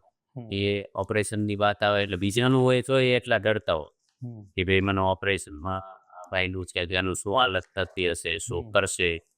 તો એ આપણા મમ્મીને જ જ્યારે સર્જરી કરવાની હોય કે એ સૌથી વધારે ડર આપણને પણ હોય અને એને પણ હોય. પણ એને આપણે એઝ એ નર્વસ તરીકે લઈએ તો એવી રીતે, અને પછી જ્યારે વિથ કોન્ફિડન્સ તમે લઈએ તો પછી એ પ્રમાણે થાય. જેમ કે મમ્મીનું ઓપરેશન કર્યું ત્યારે આપણે કોઈ ફૂલ કોન્ફિડન્સ સાથે મમ્મી કંઈ નથી થવા, બસ આરામથી સુવાનું, વાતો કરતાં કરતાં થઈ જશે, પછી ઓપરેશન થઈ ગયું. એ ઓપરેશન થયા પછી રિએક્શન શું હતા અને આમ એ હાશકારો કેવો હતો? એમાં કેવું કે એકવાર ઓપરેશન થયું એ સેન્સ ઓફ કમ્પ્લીટનેસ કે ભાઈ એકદમ મસ્ત થઈ ગયું, તો ત્યારે બીજા દિવસે તરત જ કે બીજે એનું પણ કરી શકે. ઓકે. નીરવભાઈ, અમારો અંગત સવાલ છે. લાસ્ટ 1 વર્ષથી હું માત્ર 4.5 કલાક છું. 23 વર્ષની મારી ઉંમર છે. મારા શરીરના હાવભાવ બદલાઈ ગયા છે. એક યુવા વય છે એ થોડી મોટી દેખાવા મળી છે. હું જેવો 21 વર્ષની ઉંમરે સ્માર્ટ, ડેશિંગ પર્સનાલિટી વાઇઝ જેવો દેખાતો હતો એવો હવે ક્યાંક ને ક્યાંક અરીસાની અંદર, મિરરની અંદર હું મારું મોઢું જોઉં તો મને એમ લાગે યાર દર્શિતા શું થયું છે? સ્ટ્રેસ લેવલ વધ્યો છે, ઊંઘ ઘટી છે. ઘણી બધી વખત એવું લાગે કે નાની ઉંમરે મને ક્યાંય બ્લડ પ્રેશરના પ્રોબ્લેમ તો નથી આવતા.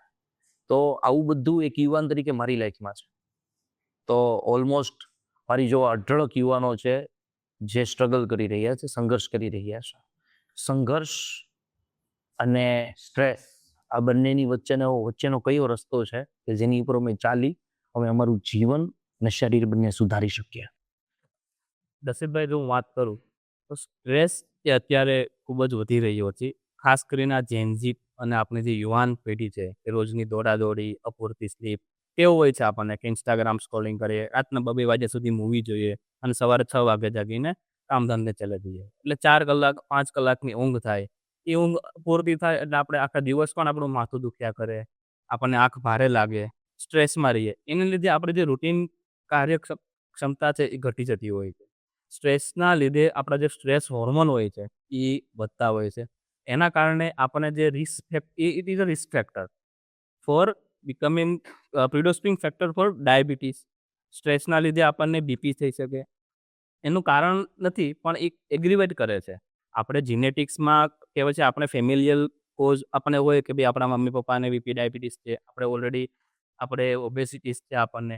આ બધા કિસ્સામાં જો સ્ટ્રેસ બી ભેગું થાય તો એ એગ્રીવેટ કરે છે અને એ તરફ લઈ જઈ રહી છે. એટલે આજના જમાનામાં તમને કહું ને તો સ્ટ્રેસ એ ખૂબ જ અગત્યનું પ્રિવેન્ટેબલ કોઝ છે કે બીપી ડાયાબિટીસને તમે પ્રિવેન્ટ કરવા માટે એક સ્ટ્રેસ, ડાયટ અને એક્સરસાઇઝ આ 3 પ્રિવેન્ટેબલ કોઝ છે કે આપણને અત્યારથી જ જો આપણે એમાં આગળ કામ કરીએ તો આપણને આગલા 10 વર્ષ પછી બીપી ડાયાબિટીસ થવાનો જે ચાન્સ છે એ ઘણો જ ઘટી જતો હોય છે. મારો એક મિત્ર છે કે જે અમારી સાથે જ રોજબરોજ ઉઠતો બેઠતો હોય છે. અમને એક દુઃખ છે, અમે જ્યારે કોઈ સ્વીટ્સ ખાઈએ છીએ અથવા તો અમે કોઈ પણ એવી બાબતો છે કે જે અમે લેતા હોઈએ છીએ અથવા તો ખાતા હોઈએ છીએ એ વિચારો જોતો રહી બિકોઝ ઓફ એને શુગર છે. તો આવી પરિસ્થિતિઓમાં એને જોઈને અમને એવું થાય કે અમારો મિત્ર આ હાલતમાં છે તો એનાથી પણ નાના ઘણા બધા બાળકોને પણ આવી બધી બાબતો આવે છે. તો જ્યારે બાળકનો જન્મ થાય પછી એવી કઈ કઈ બાબતોનું ધ્યાન રાખવું કે આવી બાબતોથી બચી શકાય? સુગરની હું જો વાત કરું ને તો સ્વીટ્સ છે આપણે, પછી ઘણી બધી દૂધની આઈસ્ક્રીમની આઇટમ છે, મિલ્ક પ્રોડક્ટ્સ છે, પછી આપણે જો જોતા હોય છે વેફર્સના પેકેટ્સ છે, ફાસ્ટ ફૂડ પેકેટ્સ છે બધા આવતા હોય છે. એમાં પ્રોસેસ્ડ સુગર હોય છે, પ્રોસેસ્ડ ઓઇલ હોય છે અને હિડન સુગર હોય છે. બરોબર, આ સુગર આપણને એમ લાગે કે હું અત્યારે ખાઉં છું તો મને આપણે રિપોર્ટ કરે ડાયાબિટીસ નથી આવતું, પણ જે તમે બાળપણથી સુગર આપણે આપતા હોય હિડન સુગર અને ધીરે ધીરે 10 વર્ષનું થાય, 15 વર્ષનો થાય, 20 વર્ષનો થાય ત્યારે આટલા સુધીમાં જે એક્સ્ટ્રા સુગર ગયું હોય ત્યારે આપણને રિપોર્ટ્સ કરાવીએ આપણે તો નોર્મલ આવે, પણ એ સુગરના કારણે આપણા જે સ્વાદુપિંડમાં બીટા સેલ્સ નામના સેલ હોય એની ઉપર એટલો લોડ પડતો હોય કે એ લોડના લીધે એ લોડ પેશન્ટ બીટા સેલ સહન જ ના કરી શકે અને બીટા સેલનું કામ કરવાનું બંધ કરી દે. એ સેલ્સ એનું કામ કરવાનું બંધ કરે એટલે ઇન્સ્યુલિનનું જે રિલીઝ થતું હોય ને એ ઇન્સ્યુલિન રિલીઝ ના થાય. એટલે 30 વર્ષની ઉંમરે આ બીટા સેલનું કામ બંધ થઈ જાય. 30 વર્ષ પછી તમે જો કન્ટિન્યુઅસ ચાલુ રાખો અને પછી તમે રિપોર્ટ્સ કરાવો ને તો ત્યારે ડાયાબિટીસ પકડાય, કારણ કે આપણા શરીરમાંથી ઇન્સ્યુલિન પ્રોડ્યુસ થતું નથી એટલે સુગરનું કંટ્રોલ રહેતું નથી. આપણે નાનપણમાં સુગર ખાતા હોઈએ ત્યારે આપણે ઇન્સ્યુલિન પ્રોડક્શનના લીધે રિપોર્ટ આપણો નોર્મલ આવે કે સુગર નોર્મલ છે, ચાલુ રાખીએ, ખાઈએ એમ. પણ જે પ્રોડક્શન જે ઇન્સ્યુલિનનું જે થતું હોય છે ને એની ઉપર ડેમેજ થતું હોય છે. જે આપણને કોઈ સિમ્પટમ નથી હોતા એ સાયલન્ટ કિલર તરીકે બનતું હોય છે. એના કોઈ સિમ્પટમ બી નથી હોતા, આપણને ડાયરેક્ટ ડાયાબિટીસ થઈ જાય છે. ડાયાબિટીસ થાય ત્યારે બી આપણને કોઈ સિમ્પટમ શરૂઆતમાં 5 વર્ષમાં નથી હોતા, રૂટીન ચેકઅપ્સથી જ ખબર પડતી હોય છે. જ્યારે આપણે ગંભીર બીમારી થાય કે ભાઈ લકવો થાય, હાર્ટ એટેક આવે, કિડનીની પ્રોબ્લેમ આવે, આ બધા ડાયગ્નોસિસ થાય અને પછી આપણે ડાયાબિટીસના રિપોર્ટ કરાવીએ, લિપિડના રિપોર્ટ કરાવીએ, પીપી માપીએ, એ બધું પછી તપાસ કરીએ ને તો આપણને ખબર પડે છે કે ભાઈ આ ભાઈને તો 5 વર્ષથી ડાયાબિટીસ હશે, આ ભાઈને તો ઘણા વર્ષથી બીપી હશે, પણ ખબર જ નથી પડી. જુલ્પાબેન, તમે ડેન્ટલ સર્જન છો, ડેન્ટિસ્ટ છો, સાથે સાથે એક માં પણ છો. બાળકો સાથે તમારું વધારે અટેચમેન્ટ છે, તમે વધારે બાળકોના નિદાન સાથે જોડાયેલા છો. એક માં તરીકે તમારા બાળકોના દાંતનું ધ્યાન કઈ રીતે રાખો છો? જનરલી બધાના આપણે માઇન્ડમાં એવું હોય છે કે બાળકના દાંત બધા આવી જાય ત્યાર પછી એની કેર કરવાની શરૂ કરવી જોઈએ, પણ એવું નથી હોતું. બાળક જ્યારે જન્મે ત્યારથી જ એના દાંત નથી આવ્યા તો પણ એના જે પેઢા છે એનાથી જ શરૂઆત આપણે કરવાની હોય છે. જ્યારે બાળક ફીડિંગ કરે છે એના દરેક ફીડિંગ પછી એના પેઢાની સફાઈ કરવી પડે છે આપણે. એના પછી જ્યારે બાળકનો પહેલો દાંત એના મોઢામાં આવે છે ત્યારથી એને આપણે બ્રશિંગ કરાવવાનું શરૂઆત કરવી જોઈએ. ઘણા પેરેન્ટ્સ મને પૂછતા હોય છે કે મારું બાળક હવે 3 વર્ષનું થઈ ગયું તો હવે હું એને બ્રશિંગ કરાવવાનું શરૂ કરું, તો એ ટાઈમ સાચો નથી. બાળકના મોઢામાં જ્યારે પહેલો દાંત આવે ત્યારથી જ એને ક્લિનિંગ કરાવવું જોઈએ અને બાળકને સવાર અને સાંજ આ 2 ટાઈમ બ્રશિંગ કરાવવું જોઈએ. સવારનું બ્રશિંગ અને સાંજનું એટલા માટે કે રાત્રે આપણે જ્યારે સૂઈ જઈએ છીએ ત્યારે આપણા મોઢામાં લાળ ઓછી બને છે અને આ લાળ ઓછી બને એના કારણે મોઢામાં જે બેક્ટેરિયાને છે એને વર્ક કરવા માટેનો ટાઈમ પીરિયડ વધારે મળે છે, એટલે રાત્રે સડો સૌથી વધારે થતો હોય છે. એટલે રાતનું બ્રશિંગ છે એ સૌથી ઇમ્પોર્ટન્ટ છે. ને બાળકની ટ્રીટમેન્ટ કરીએ ત્યારે આપણે બાળક સાથે બાળક જેવા થઈને કરીએ તો એ વધારે સારી રીતે થઈ શકે. એવી જ રીતે પેરેન્ટ્સનો એવું કહેતા હોય છે કે હું એને બ્રશ કરવાનું કહું છું પણ એ નથી કરતો બ્રશ. તો તમે બાળક સાથે બાળક જેવા થઈને એને શીખવાડો. તમે એની સાથે બ્રશિંગ કરો, તમે એની સાથે એનું કોઈ ફેવરિટ એવું સોંગ હોય તો એ સોંગ પ્લે કરીને એ રીતે એને બ્રશિંગની હેબિટ પાડો. શરૂઆતમાં બાળક ડાયરેક્ટ બ્રશ નથી કરવાનું, આપણે એને ધીમે ધીમે યુઝ ટુ કરવાનું છે એ વસ્તુ સાથે, કે જેથી એના દાંત સારા રહે. નોર્મલી જ્યારે આ પોડકાસ્ટનું બ્રીફિંગ થતું હતું ને ત્યારે એમાં બે નામ ઉભરીને આવ્યા, ચિરાગભાઈ વગાસિયા MDS અને જલ્પાબેન વગાસિયા BDS. આ પોડકાસ્ટમાં હું કહેવા માંગુ છું કે આ બંને હસબન્ડ વાઈફ છે, તો આ બંને ડેન્ટિસ્ટ દાંત સાથે જોડાયેલા છે. તો અમે મજાકમાં એ વાતો કરતા હતા કે તો આવલા ઘરમાં છોકરાઓની શું હાલત હશે, કોઈ ચોકલેટ જ લઈ આવતી હોય, ક્યારે એવા સ્વીટ્સ જ નહીં આવતા હોય. મને તો લાગે છે કે તો આવો અમે મજાકમાં સિરિયસલી વાત કરતા. નહીં, એ તમારી મજાક મસ્તી એ સાચી જ છે. એવું નથી કે મારા ઘરમાં ચોકલેટ નથી આવતી, મારા ઘરમાં બી એટલી જ ચોકલેટ આવે છે. બાળક છે એ નથી સમજવાનું, એને નથી ખબર કે મારા મમ્મી પપ્પા ડોક્ટર છે કે ડેન્ટિસ્ટ છે તો મારે ચોકલેટ નહીં ખાવી જોઈએ. એમ ખાવાની જ છે ચોકલેટ. ઇવન અમે ડેન્ટિસ્ટ થઈને અમે પણ ચોકલેટ ખાઈએ છીએ. એ એક એવી હેપીનેસનો ટાઈમ હોય કે તમે જ્યારે એને એન્જોય કરવા માંગો છો તો ખાવાના જ છો ચોકલેટ, તમે એને અવોઇડ નથી કરી શકવાના. પણ એ ખાધા પછી એને ક્લીન કરવું એ સૌથી વધારે ઇમ્પોર્ટન્ટ છે. ખાઈને પછી એમને આમ છોડી દો છો તો એનાથી વધારે સડો થવાનો છે, પણ એને ખાધા પછી તમે વ્યવસ્થિત એનું ક્લીનિંગ કરો તો એ ખાવામાં કોઈ વાંધો નથી. બાળકો છે ને એને જેવી હેબિટ પાડીએ રાઈટ, તો એવી હેબિટ એમને પડતી હોય છે. બાળપણથી જ ચોકલેટ છે અથવા તો એવા જે પણ કંઈ સ્વીટ્સ છે કા એવા કોઈ પણ પદાર્થો છે કે જે તમારા દાંતને મળી શકે એમ છે, તો એમને અલ્ટરનેટિવમાં કોઈ પણ માતા હોય એમને એમના બાળકને પહેલેથી આદત પાડશે તો આગળ જતા પડશે. તો ચોકલેટને અવોઇડ કરીને બીજી એવી કઈ બાબતો છે, પદાર્થો છે કે જેમનું એમને ટેવ પડાવી છે. એ વસ્તુ તમે ખાઈ શકો ચોકલેટ ને એવું, પણ ઇન બિટવીન જે ખાવ છો એના બદલે તમારો ફૂડનો જે ટાઈમ છે, આપણા મેઇન જે મીલનો ટાઈમ છે, એ મીલ સાથે કમ્બાઈન કરીને ખાવ તો એનો જે સડો થવાના ચાન્સીસ છે એ ઘટી જતા હોય છે. કારણ કે આપણે જ્યારે જમવા બેસીએ છીએ ત્યારે આપણા મોઢામાં સૌથી વધારે લાળ બને છે, એટલે ઓટોમેટિક જે ક્લિનિંગ થવું જોઈએ આપણું એ આપણી જે લાળ ગ્રંથિ છે એ જ કરી નાખશે. એટલે બાળકને જો તમારે હેબિટ પાડી હોય તો ચોકલેટ આપણે એને ઇન બિટવીન જે આપીએ છીએ સ્ટીકી ફૂડ્સ, એને આપણે એનો જે મેઇન મીલ છે એની સાથે કમ્બાઈન કરીને આપીએ. ઓકે જીતુભાઈ, સેલિબ્રિટીઝની અંદર અથવા તો હવે તો કોમન પબ્લિકની અંદર પણ સ્માઇલ ડિઝાઇનિંગ વધી રહ્યું છે. લોકોને બધાને ગમે એવી સ્માઇલ જોતી છે. તો આવું શક્ય છે, અને શક્ય છે તો આ અત્યાર સુધી એવું મનાતું કે ઓનલી સેલિબ્રિટીઝ આને એફોર્ડ કરી શકે, તો નોર્મલ પબ્લિક શું પોતાની સ્માઇલ ડિઝાઇન કરાવી શકે અથવા તો કરાવી જોઈએ? 100% કરાવી શકે છે રશીદભાઈ. અને આજનો સમય આમ જુઓ તો સોશિયલ મીડિયાનો સમય છે. સોશિયલ મીડિયામાં સમયમાં તમારે તમારા ફેસને હાઇલાઇટ કરવું બહુ જ ઇમ્પોર્ટન્ટ હોય છે.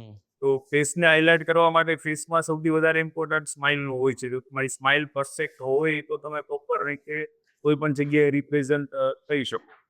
અને સ્માઇલ ડિઝાઇનિંગ એક કોન્સેપ્ટ એવો છે કે જેમાં અમે તમારા ફેસના શેપ, તમારા ફેસના કલર, ટેક્સચરની સાથે લઈ અને ટીથનો તમારો કઈ રીતનો આપણે શેપ રાખવો જોઈએ, કઈ રીતની સાઇઝ રાખવી જોઈએ, કઈ રીતનો કલર રાખવો જોઈએ, એ બધું ડિસાઇડ કરી અને દાંતની ઉપર એક એવું લેયર લગાડતા હોય, સિરામિકનું લેયર હોય જેને વિનિયર કહેવાય. બહુ સિમ્પલ પ્રોસિજર હોય છે, બિલકુલ પેઇનલેસ હોય છે, એમાં બિલકુલ પેઇન કે દુખાવો એવો કંઈ થતું નથી, અને એફોર્ડેબલ બી હોય છે. એવું નથી કે સેલિબ્રિટીઝ કરાવી શકે સ્માઇલ ડિઝાઇન, કોઈ પણ નોર્મલ પબ્લિક સ્માઇલ ડિઝાઇનિંગ કરાવી શકે, એટલું કંઈ કોસ્ટલી નથી. ટીથ વ્હાઇટનિંગ, દાંત છે એને ધોળા કરવાની પ્રોસેસ, તો નોર્મલી સોશિયલ મીડિયા પર એવા કન્ટેન્ટ ચાલતા હોય કે એ બ્લીચિંગ જેવું કામ કરે. જેવી રીતે વ્હાઇટ ટોયલેટ હોય એની અંદર આપણે બ્લીચિંગ અથવા તો એવા કોઈ પણ કેમિકલ નાખીએ જેનાથી સાફ થઈ જાય, એવું જ કેમિકલ દાંત માટે વાપરવામાં આવે. તો શું ખરેખર એ વાત સાચી છે અથવા તો સાચી નથી? સાચી છે તો પણ આપણા દાંત માટે કેટલું હેલ્ધી છે અથવા તો કેટલું હેલ્ધી નથી?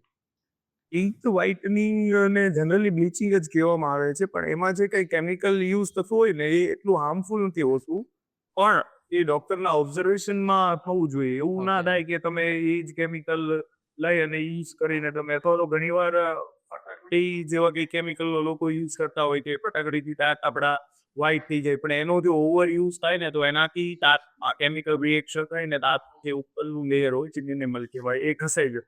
ઇનેમલ ઘસાઈ જાય તો પછી તમને આગળ જતા પ્રોબ્લેમ આવવાનો ચાન્સ રહે. એટલે ડેન્ટિસ્ટ જે કાંઈ બ્લીચિંગ કરતા હોય છે, બ્લીચિંગ એજન્ટ પ્લસ એની અલગ અલગ લાઇટ્સ આવતી હોય છે, એ યુઝ કરીને બ્લીચિંગ કરતા હોય.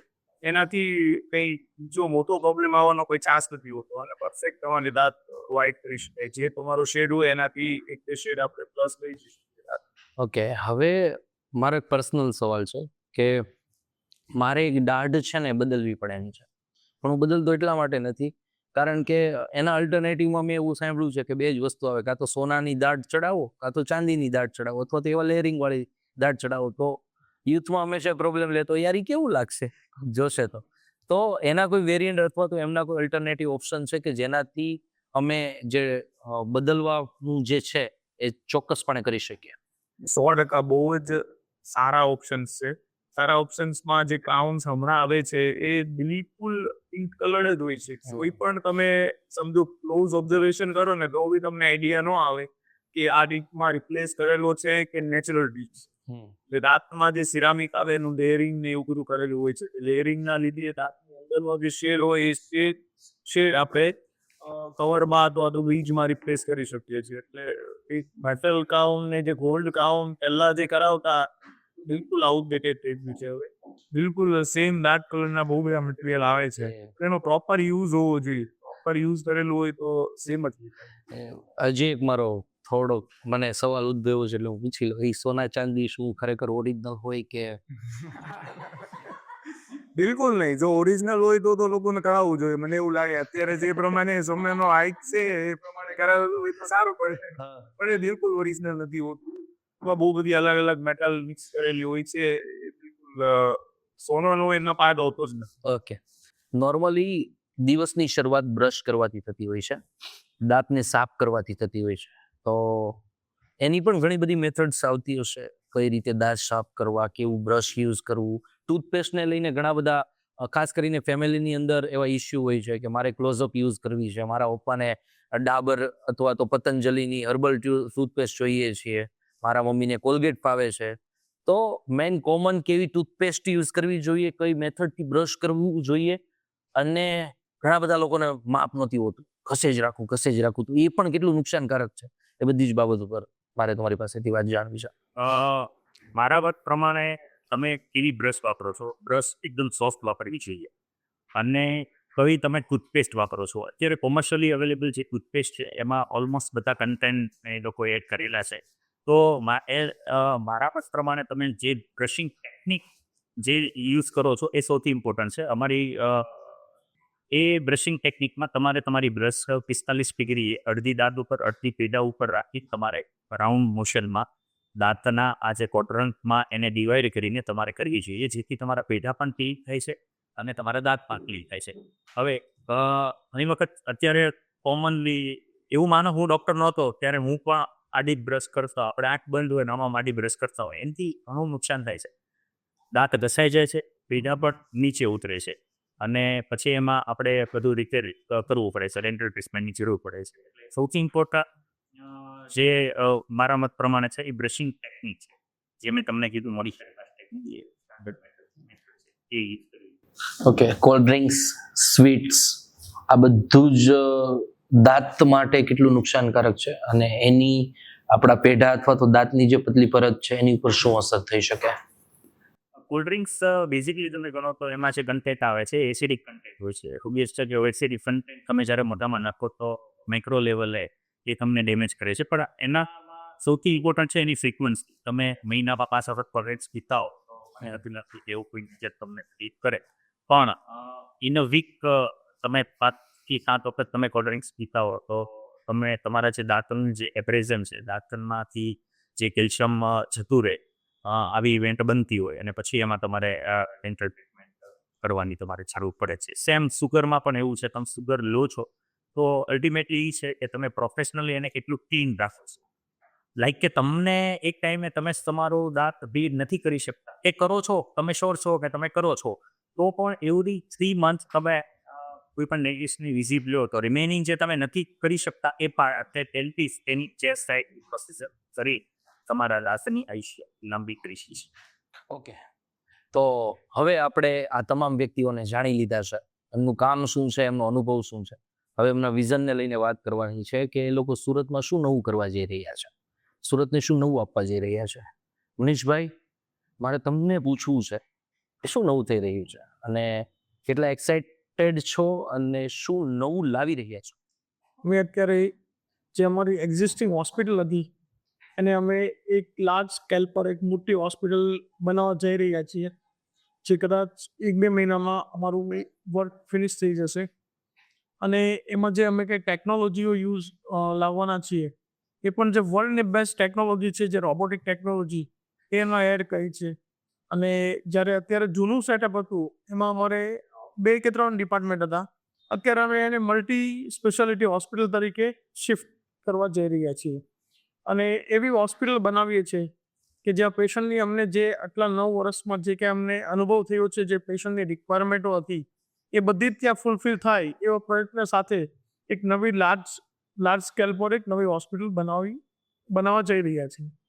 આવું સૌથી પહેલા તમે જ્યારે વિઝન નક્કી કર્યું એની પછી સાથે મલ્ટી સ્પેશિયાલિસ્ટ હોસ્પિટલ ઊભી કરવા માટે તમારી જેવા જ કારગત નિષ્ણાંત અને કહી શકાય કે તમારી ફિલ્ડના ડાયમંડ તમારે શોધવાની જરૂર ઊભી થઈ. તો આ તમારી જે આખી ટીમ છે કે જે આ મલ્ટી સ્પેશિયાલિસ્ટ હોસ્પિટલને સુરતની સૌથી બેસ્ટ હોસ્પિટલ બનાવે છે, એ હીરાઓની શોધ કઈ રીતે થઈ? અમારી પ્રાયોરિટી હોસ્પિટલ ઇન્ફ્રાસ્ટ્રક્ચર તો એક હતું જ, પણ સાથે સાથે જે કંઈ અમે ડૉક્ટર અમે એડ કરવા માગતા હતા એ અમે એવું વિચારતા હતા કે ધી બેસ્ટ હોવા જોઈએ એ ફિલ્ડમાં. તો જીતુભાઈ છેલ્લા 10-12 વર્ષથી મારા કોન્ટેક્ટમાં છે કે જે એનું ડેન્ટલ ફિલ્ડમાં એ સૌથી બેસ્ટ ટ્રીટમેન્ટ આપી રહ્યા છે. વિરેનભાઈ મારી જોડે જ છે છેલ્લા 10-12 વર્ષથી, તો એમનો પણ મને અનુભવ હતો જ કે વિરેનભાઈ પણ એકદમ બેસ્ટ એમની ઓફ સેલની ટ્રીટમેન્ટ કરી રહ્યા છે. નીરવભાઈ મુંજાણી અમારી સાથે આ વર્ષે જોડાયેલા છે અને હજુ પણ અમારી સાથે બીજા 3 થી 4 ડૉક્ટરો જે જોડાવાના છે એ આગળ જતાં ખબર પડશે. પણ અમે અત્યારે એ જ ફોકસ કરીએ છીએ, જે પણ ફિલ્ડ અમે એડ કરીએ છીએ એ ફિલ્ડનું સૌથી બેસ્ટ ડૉક્ટરો અમે એડ કરીએ. ધારો કે અત્યારે જે ડેન્ટલ ફિલ્ડ છે તો એમાં 3 ડૉક્ટરો અમે એડ કરવાના છીએ કે ડૉક્ટર જીતુભાઈ અનગળ છે, ડૉક્ટર ચિરાગ વગાસિયા છે, ચલબાબેન વગાસિયા છે. તો એ એની ફિલ્ડના એકદમ બેસ્ટ સ્પ્રિંગ છે એમની ડેન્ટલ. કે ચિરાગભાઈ છે જે MDS છે તો એમનું પેરીઓ માટે સ્પેશિયાલિસ્ટ કામ છે. જીતુભાઈ છે તો એનું સ્માઇલ ડિઝાઇનિંગમાં સ્પેશિયલ કામ છે. ચલબાબેન છે તો એમનું પીડિયાટ્રિક ડેન્ટિસ્ટમાં સૌથી બેસ્ટ કામ છે. એ જ રીતે અમે ધારો કે ઓફસલ ડિપાર્ટમેન્ટ જોઈએ તો વિરેનભાઈ છે તો એ એનું ધી બેસ્ટ કામ આપી રહ્યા છે. નીરવભાઈ છે તો એ જનરલ ફિઝિશિયન તરીકે વર્ક કરવાના છે. અને હજુ બીજી ફિલ્ડ એડ થશે આગળ જતા. તો વિરેનભાઈ, એક નાના સ્કેલથી લઈને હવે લાર્જ સ્કેલ સુધીમાં આ બધા જ વ્યક્તિઓને, બધા જ ડાયમંડ્સને સાથે લઈને જ્યારે એક નવી સફર ખેડી રહ્યા છો, તો ફ્યુચર શું વિચાર્યું છે અને હાલમાં એના માટે તમે કેટલી મહેનત કરી રહ્યા છો? ઓકે, અમારે જ્યારથી આ હોમ હોસ્પિટલ વિશે વિચારવાનું ચાલુ કર્યું ત્યારે બધા જ જોડે મળીને દરેક નાની વસ્તુઓ એમાં ઇન્ક્લુડ કરીએ પેશન્ટને. દરેક પેશન્ટ આવીને આપણને જે કંઈ એની કમ્પ્લેન હોય એને આપણે દરેક વસ્તુને સોર્ટ આઉટ કરવાની ટ્રાય કરી. દરેક અમે બધા ડૉક્ટરો હતો, અમારા પણ જે અમને પ્રોબ્લેમ નડે કે આગળ જતા નડશે એનું દરેક વસ્તુનો સોર્ટ આઉટ કરવાનો પ્રયત્ન કરીએ છીએ. પેશન્ટ હોસ્પિટલમાં એન્ટર થાય ત્યાંથી એ ટ્રીટમેન્ટ લે, એનું ચેકઅપ થાય, એની સર્જરી થાય, એનો સ્ટે થાય, ત્યાંથી એનો ડિસ્ચાર્જ થાય, ત્યાં સુધીનું કમ્પ્લીટ એને એક પણ વસ્તુમાં કંઈ પ્રોબ્લેમ ના આવવો જોઈએ એવી રીતે અમે પ્લાન કરી રહ્યા છીએ અને જેમાં અમે સતત ઇમ્પ્રુવમેન્ટ કરતા રહીશું. નીરવભાઈ, ઓમ હોસ્પિટલના વિઝન સાથે તમે નવા જોડાયેલા છો, તો એવું તમે શું જોયું છે અને ઓમ હોસ્પિટલ માટે અને સુરતના પેશન્ટો માટે નીરવભાઈ તમે પોતે શું કરવા માંગો છો? એકચ્યુઅલી હું જોઈ રહ્યો હતો કે આ સુરતમાં જે ઓમ હોસ્પિટલ નામનું જે વાત ચાલી રહી હતી એમાં આટલા સિનિયર 10 વર્ષથી એક્સપિરિયન્સ ઓર્થોપેડિક સર્જન છે, ડેન્ટલ સર્જન છે, પછી ઓફસેલ સર્જન છે, આ લોકોની ટીમ એક આ ખૂબ જ મોટું પગલું ભરી રહ્યા હતા. એટલે એમાં મારો રોલ એ છે કે મને આ લોકોનો એક્સપિરિયન્સ અને મારા એક્સપિરિયન્સથી હું આ લોકોની જે જરૂરિયાતો હોય છે એ લોકોની પેશન્ટની ટ્રીટમેન્ટમાં ફિઝિશિયન લેવલની જે જરૂરિયાત હોય છે, કોઈ બી નવા પેશન્ટ આવે એમને બી જે ફિઝિશિયન લેવલની જરૂરિયાત હોય છે એ પૂરેપૂરી કમ્પ્લીટલી પૂરી પાડવાનું કામ મારું છે. જીતુભાઈ, લાર્જ સ્કેલ ઉપર કામ થઈ રહ્યું છે. છેલ્લા ઘણા સમયથી ઓમ હોસ્પિટલનું કામ ચાલી રહ્યું છે. ઇન્ફ્રાસ્ટ્રક્ચરને લઈને હોય, સુવિધાઓને લઈને હોય, ગેજેટ્સને લઈને હોય, કેવી મુશ્કેલીઓ આવી, એ મુશ્કેલીઓને કઈ રીતે તમે દૂર કરી અને સુરતના પેશન્ટ્સ માટે અને સુરતના લોકો માટે આરોગ્યસભર એક મજબૂત મનોબળ સાથે આ હોસ્પિટલનું વિઝન નક્કી થયું. તો કેવી કેવી મૂંઝવણો આવી? અમારે જે સુરતના લોકોને જે ફેસિલિટી આપવી છે તો એ ફેસિલિટીમાં કોઈ પણ જગ્યાએ કચાશ ન રહી જાય એના માટે અમે ખૂબ જ મહેનત કરી છે. અને ફેસિલિટીની સાથે સાથે અમે સ્ટાફ બી એવો હાયર કરવાના છીએ કે જે પેશન્ટ સમજો કે છે હોમ હોસ્પિટલ પણ પેશન્ટ આવે છે ત્યારે એને હોસ્પિટલનું ફિલિંગ ન આવે એવી સર્વિસ, એવી ફેસિલિટી અમારે પેશન્ટને પ્રોવાઈડ કરવી છે કે કોઈ પણ પેશન્ટ અમારી હોસ્પિટલમાં આવે છે તો એ જે કંઈ દર્દ ને દુઃખ લઈને આવે છે તો એની સાથે સાથે અમારી સાથે એવો આવકારો હોય અને એવી ટ્રીટમેન્ટ હોય તો એ બધી જ જેની તકલીફ છે એ દૂર થઈ જાય અને સાથે સાથે અમે પ્રોપર ટ્રીટમેન્ટ બી આપી. જિલ્પાબેન, તમે આગળ શું વિચાર્યું છે હોસ્પિટલને લઈને કે લાર્જ સ્કેલ ઉપર જ્યારે હોમ હોસ્પિટલ પ્રમોટ થઈ રહી છે તો હંમેશા એક ઉત્સાહ હોય, એક લાગણી હોય. જ્યારે બાળક એક ધોરણમાંથી જ્યારે બીજા ધોરણમાં પ્રવેશે તો એવું હોય કે આ વખતે તો 99% લાવવા જ છે, એટલો ઉત્સાહ હોય. તો આઈ નો કે તમને પણ ખાસો ઉત્સાહ હશે, તો એ ઉત્સાહ કેવો છે અને શું છે? મારી એવી ઈચ્છા છે કે બાળક જ્યારે હોસ્પિટલમાં આવે તો એને એ ડરનો અનુભવ ન થવો જોઈએ. બાળકને એક એવું હોસ્પિટલનું સેટઅપ છે કે જ્યાં બાળકને પોતાનું ઘર હોય એવી જ લાગણી અનુભવાય અને એ ખુશી ખુશી એની ડેન્ટલ ટ્રીટમેન્ટ કરાવે અને એને કોઈ જાતનું સ્ટ્રેસ ના પડે. એ રીતનું મારું પ્લાનિંગ છે કે આપણે નેક્સ્ટ બાળકની ડેન્ટલ ટ્રીટમેન્ટ પ્લાન કરીએ. ચિરાગભાઈ, હોમ હોસ્પિટલને લઈને આપણે જ્યારે પ્રથમ વખત મળ્યા ત્યારે હોમ હોસ્પિટલને લઈને તમે જે સિરિયસ બાબતો મને કીધી કે ખરેખર અમારે એક પણ રીતે કોમ્પ્રોમાઇઝ નથી કરવો. સુરતના લોકોને, અમારે જે પેશન્ટ છે કે જેમને ભૂતકાળની અંદર પણ અમારી પાસેથી નિદાન લીધું છે, એમને પણ અમારે એક એવો માહોલ આપવો છે કે જ્યાં હોમ હોસ્પિટલ એ રીતે ખરી ઉતરે કે જેનાથી અમારી સાથે એઝ અ પેશન્ટ નહીં પણ એઝ અ પરિવાર અમારી સાથે લોકો કનેક્ટ થાય. તો હવે તમારું સપનું સાકાર થવા જઈ રહ્યું છે. ટૂંક જ સમયની અંદર હોમ હોસ્પિટલ રાબેતા મુજબ લોકો માટે ખુલ્લી મૂકવામાં આવનારી છે. તો તમે કેવું ફીલ કરી રહ્યા છો? અત્યારે તો ફૂલ અમે એક્સાઇટ છીએ. ઘણા ટાઈમથી અમે ઇન્ફ્રાસ્ટ્રક્ચરમાં અને લેટેસ્ટ ઇક્વિપમેન્ટના સેટઅપમાં અમે ઘણો એફર્ટ આપેલો અને એ જે અમે અમારું જે વિઝન હતું એ શોર્ટ ટાઈમમાં ફૂલફિલ થાય છે. અને અમે 100% એ ટ્રાય કરીશું કે કોમ્યુનિટી બેઝ ઉપર બેસ્ટમાં best as a family member અમે એ લોકોને ટ્રીટ કરીએ અને એ લોકોના દુઃખમાં અમે ભાગીદાર થઈએ. ઓકે, તો આ હતું સુરતનું આરોગ્ય કે જે સુરતને એક નવી દિશા આપવા જઈ રહ્યું છે. સુરતના લોકોને, સુરતના પેશન્ટોને કંઈક નવું આપવા જઈ રહ્યું છે. હોમ હોસ્પિટલના તમામ એવા હીરાઓને કે જે સુરતના આરોગ્યને ઘડવાના છે એમને અમારા તરફથી ખૂબ ખૂબ શુભકામનાઓ. આ પોડકાસ્ટનો અમે અહીંયા અંત કરીએ છીએ. આવનારા સમયની અંદર પણ હોમ હોસ્પિટલ સુરતના લોકો માટે શું શું કરવાની છે એ અમે તમારી સમક્ષ